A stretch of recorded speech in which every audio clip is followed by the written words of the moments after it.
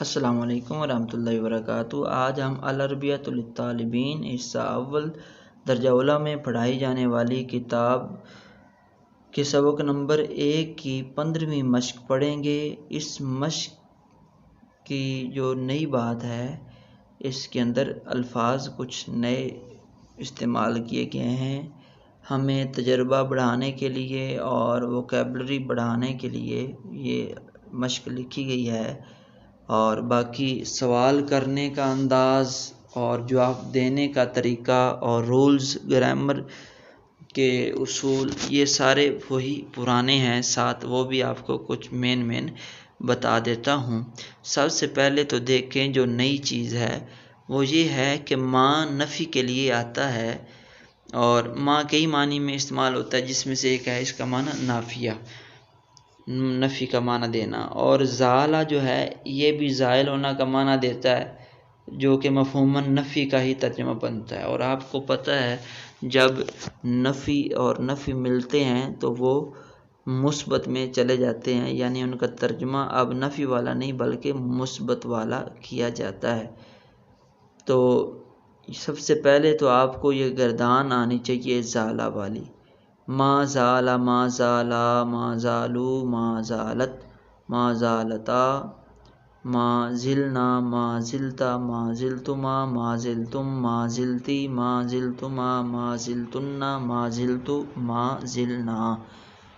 یہ ما بھی نفی کے لیے اور زالہ بھی نفی کے لیے ترجمہ یہ بنتا ہے وہ ابھی تک، ما زالہ وہ ابھی تک۔ اور اسی طرح جو ہے وہ تثنیہ کے اور جمع کے حساب سے ترجمہ تبدیل ہوتا جائے گا۔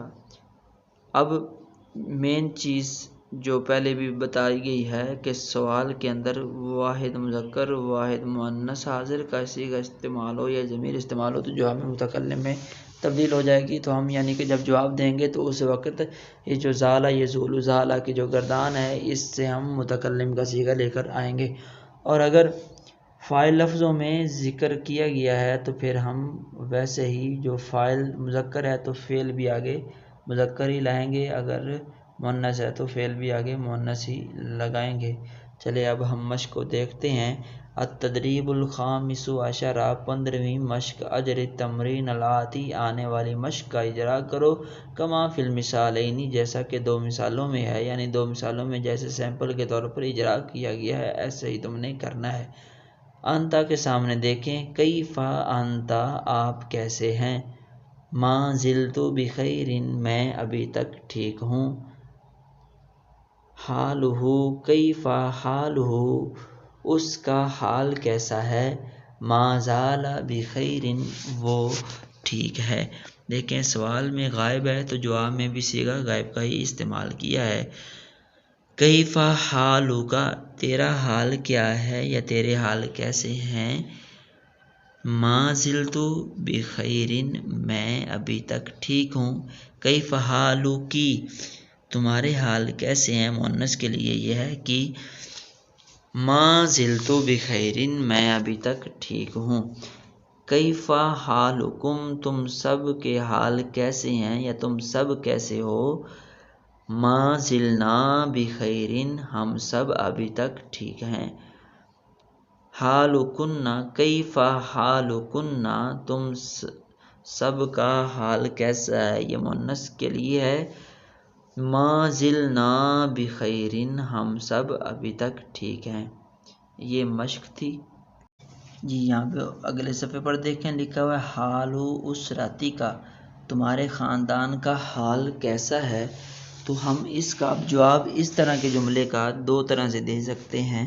ہم یہ بھی کہہ سکتے ہیں ما زال حال اسرتی بخیر، میرے خاندان کا حال ابھی تک ٹھیک ہے، میرے خاندان کی طبیعت ابھی تک ٹھیک ہے۔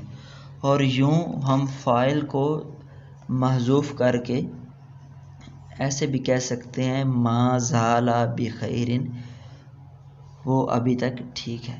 ایسے ہی نیچے بھی ہے کیف حال اولادک، تمہاری اولاد کا کیا حال ہے یا کیسا حال ہے یا طبیعت کیسی ہے، ما زال بخیر یا ما زال اولادی بخیر، وہ ابھی تک ٹھیک ہے، میری اولاد ابھی تک ٹھیک ہے۔